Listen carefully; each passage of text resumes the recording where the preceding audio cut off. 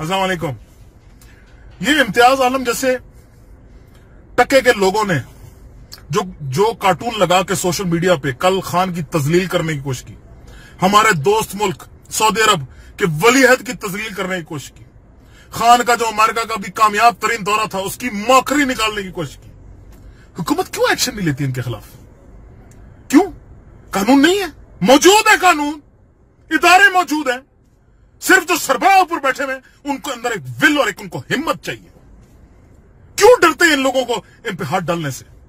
मैं जानता हूं कि इदारे छोटे छोटे लोगों को तो पकड़ रहे हैं कि ये फलां के लिए क्यों कहा, तो फलां के लिए क्यों कहा, तो ये बड़े बड़े मगरमच्छ जो फिर रहे हैं ये नजर किसी को नहीं आते? क्यों नहीं इनसे पूछा जाता कि तुम्हारी जुर्रत कैसे हुई कि अपने मुल्क के वजीर आजम के खिलाफ तुमने इस जैसी घटिया बात की, उसको एंडोर्स किया, उसको शेयर किया, उसको प्रोपगेट किया?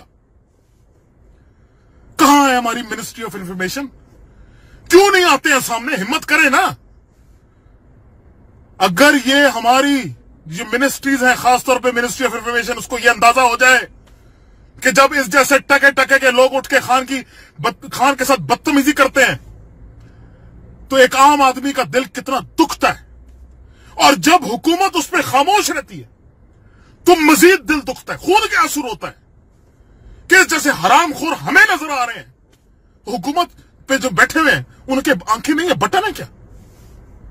कब तक हुकूमत अवाम इनके बकवास को सुन सुन के बर्दाश्त करती रहेगी? सरकार हिम्मत करें। इस वक्त मीडिया इस मुल्क के लिए रहमत के बजाय एक ज़हमत बन के रह गया है।